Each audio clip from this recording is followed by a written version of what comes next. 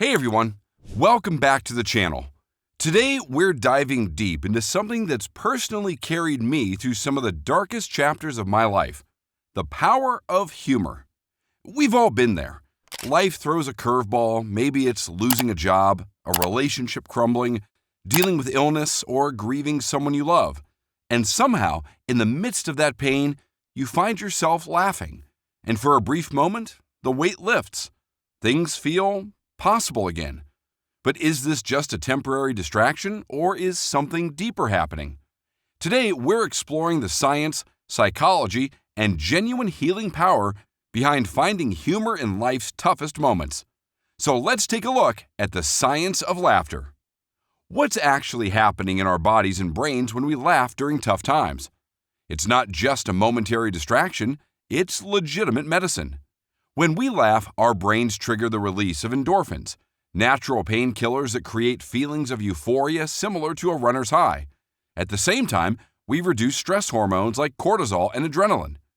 Dr. Lee Berk from Loma Linda University found that even the anticipation of laughter decreases these stress hormones by 39% to 70%. That's why just knowing you're about to watch your favorite comedy can start making you feel better before it even begins. But it goes even deeper. Laughter also increases immune function by boosting T cells and activating natural killer cells that target viruses and certain types of cancer. One study from Indiana State University showed that women with breast cancer who incorporated humor into their treatment had higher natural killer cell activity. Dr. Robert Provine, who spent decades studying laughter, discovered something fascinating. Laughter is contagious because it activates mirror neurons in our brain. This means we're literally wired to share humor with others. There is even evidence that humor changes our cognitive processing. A 2014 study in the Journal of Experimental Psychology found that people who watched comedy clips were better at creative problem solving afterward. The positive emotions from humor literally expanded their thinking. This might explain why sometimes the best solutions come to us after we've taken a break to laugh. We're actually engaging different neural pathways. Now, let's take a look at the types of humor that actually heal. Not all humor works the same way during tough times. Psychologists have identified several distinct types that serve different psychological functions. Gallows humor is what emerges when we're facing truly dire circumstances. It's dark. It's often uncomfortable for outsiders, but research shows it's incredibly common among groups facing intense stress, from emergency room doctors to military personnel. Dr. Katie Watson from Northwestern University calls this medical gallows humor when studying healthcare workers, and found it serves as an emotional release valve when no other outlet exists. Self-deprecating humor allows us to acknowledge our struggles while maintaining dignity. By laughing at ourselves, we create distance from our problems and gain perspective. Absurdist humor helps us embrace life's fundamental chaos.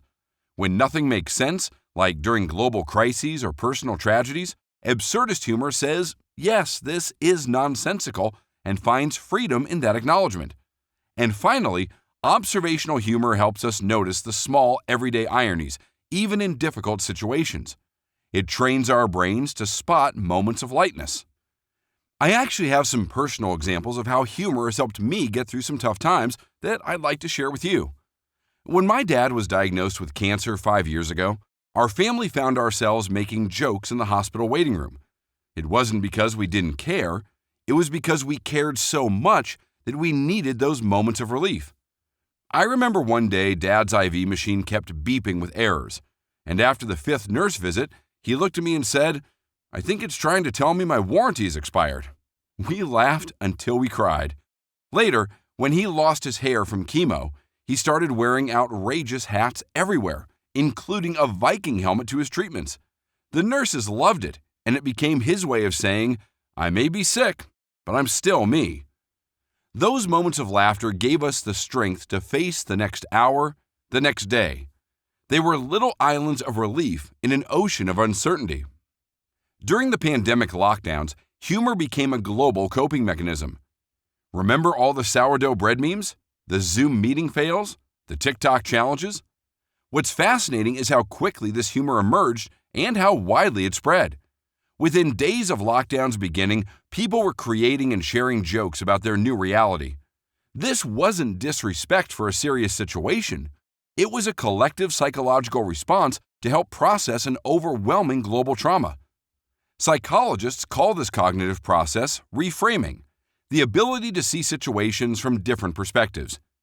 Humor helps us reframe terrible situations by giving us a sense of control and psychological distance. Dr. George Bonanno, a clinical psychologist at Columbia University, has spent decades studying resilience. His research shows that people who can find moments of positive emotion, including humor, during traumatic events, are more likely to show resilience long-term. Viktor Frankl, who survived Nazi concentration camps, wrote extensively about how humor was a weapon of the soul in the fight for survival. Even in humanity's darkest moments, people found ways to laugh. Actually, one of my favorite quotes is, "Humor was another of the soul's weapons in the fight for self-preservation." It is well known that humor, more than anything else in the human makeup, can afford an aloofness and an ability to rise above any situation, even if only for a few seconds. And that was said by Viktor Frankl. When we can laugh at our problems, we're saying, "This is terrible, but it doesn't define me. I'm still here." This psychological mechanism is called cognitive distancing, the ability to separate yourself from your problems enough to gain perspective. Humor creates that space. Studies from the University of Western Ontario found that people with a strong sense of humor report feeling less overwhelmed during stressful situations. They're not experiencing less stress, they're relating to it differently. Laughter is also powerfully social.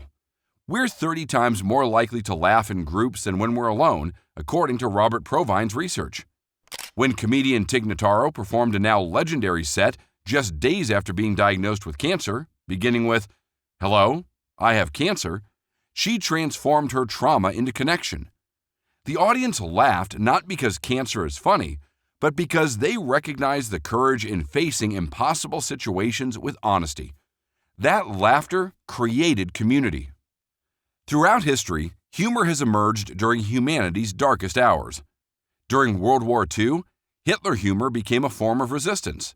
British comedians like Charlie Chaplin mocked Hitler mercilessly in films like The Great Dictator, undermining his mythological status. After 9/11, many wondered if it was too soon for comedy. When Saturday Night Live returned to air, producer Lorne Michaels asked New York Mayor Rudy Giuliani, "Can we be funny?" Giuliani replied, "Why start now?" That moment of unexpected humor began a healing process for many viewers. More recently, Ukrainian comedians have continued performing throughout Russia's invasion, with comedian 𝐂𝐎𝐏𝐘𝐑𝐈𝐵 saying, "Laughter is how we resist." Their comedy clubs often double as bomb shelters. So why do some people seem better able to find humor during tough times than others? Dr. Rod Martin, a leading psychology researcher on humor, developed the Humor Styles Questionnaire to understand different ways people use humor. His research shows that adaptive humor styles, using humor to connect with others or comfort ourselves, are associated with better psychological outcomes. Interestingly, our humor response appears partially genetic. Twin studies suggest about 50% of our humor style is heritable, but that means the other half is learned and can be developed. Harvard psychologist Dr. Susan David talks about emotional agility, the ability to experience difficult emotions without being overwhelmed by them. Humor plays a crucial role in this process by creating space between ourselves and our emotions. As David puts it, discomfort is the price of admission to a meaningful life. Humor allows us to acknowledge that discomfort while not being defined by it. It's important to acknowledge that humor isn't always helpful. There are times when laughter isn't the medicine we need. Dr. George Bonanno's research on bereavement found that while humor often helps the grieving process, there's a crucial timing element. In the immediate aftermath of profound loss, humor may not be accessible or appropriate. There's also a difference between using humor as a momentary coping mechanism versus using it to avoid processing emotions entirely. Psychologists call this latter pattern emotional avoidance, and it can actually worsen anxiety and depression long term. And of course, humor is deeply personal and contextual. What comforts one person might offend another, especially during sensitive times. This is why creating your own humor toolkit is so important. So, how can we intentionally incorporate more humor into our coping toolkit? Here are evidence-based strategies. 1. Create a personalized humor emergency kit. Save funny videos, memes, or comedy specials that reliably make you laugh. Keep them easily accessible for when you need them most. Psychologist Dr. Lisa Feldman Barrett calls these psychological first aid kits. 2.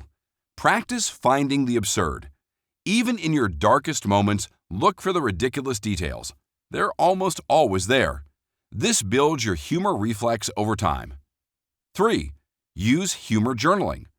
At the end of each day, write down one absurd or funny thing you noticed. This trains your brain to spot humor opportunities and builds a personal humor archive. 4. Engage in laughter meditation. Started by Dr. Madan Kataria with laughter yoga, this practice involves intentional laughter exercises.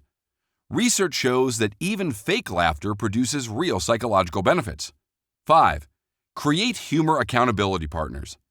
Share a daily funny observation with a friend. This builds both humor and connection, two powerful resilience factors. 6. Study comedy techniques. Understanding how humor works can help you create it. Basic techniques like incongruity, unexpected connections, exaggeration, and callback references can be learned. And finally, 7. Be gentle with yourself. Sometimes nothing seems funny. That's okay too. Healing isn't linear, and forcing humor can sometimes make things worse. Here are some specific comedy recommendations that have helped people during tough times. For existential humor, comedians like Maria Bamford, Bo Burnham, and Hannah Gadsby tackle mental health and life's big questions with surprising depth. For gentle, kind humor, Ted Lasso, The Good Place, and Parks and Recreation offer warmth alongside laughs. For sharp social commentary, Dave Chappelle, John Oliver, and Michelle Wolf provide perspective on broader social issues. For pure absurdity, Monty Python, I Think You Should Leave, and The Eric Andre Show offer complete escapes from reality.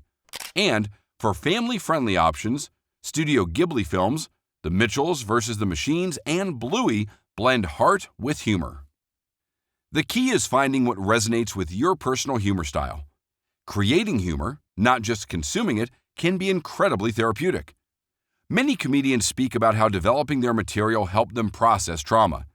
Hannah Gadsby's Nanette and Douglas, Bo Burnham's Inside, and Richard Pryor's transformational work all show how creating comedy can heal. But you don't need to be a professional comedian. Writing humorous observations, creating memes about your experience, or just sharing funny moments with friends can have similar benefits. Dr. James Pennebaker's extensive research on expressive writing shows that processing traumatic events through creative expression significantly improves physical and mental health. Adding humor to that expression can amplify the benefits. Some therapists now incorporate comedy writing exercises into treatment for depression, PTSD, and grief. The Comedy for Caregivers program teaches healthcare workers improv techniques to prevent burnout. Humor doesn't deny pain. It helps us carry it. It's not about laughing instead of crying. Sometimes it's about laughing while crying. Comedian Patton Oswalt, who lost his wife suddenly in 2016, described humor as a rope thrown to you in quicksand. It doesn't remove the quicksand, but it gives you something to hold on to when everything else is sinking. As Charlie Chaplin said, life is a tragedy when seen in close-up, but a comedy in long shot. Humor gives us that long shot view, even if just for a moment. The research is clear. Developing your humor resilience isn't trivial. It's a vital part of psychological strength. It's something we can cultivate, share, and rely on during life's inevitable storms. So the next time life gets hard, and it will, remember that your laughter isn't disrespectful to your pain. It's an act of courage, a moment of freedom, and sometimes the first step toward healing. E.E. Cummings wrote, "The most wasted of all days is one without laughter." Even in our darkest times, perhaps especially then, finding those moments of laughter is an act of profound self-care. If this video helped you, share it with someone who might need a laugh today. And tell me in the comments, what's something that always makes you laugh no matter how tough things get? I read every comment and would love to expand my own humor toolkit with your suggestions. Thanks for watching. Until next time, when life gets hard, laugh harder.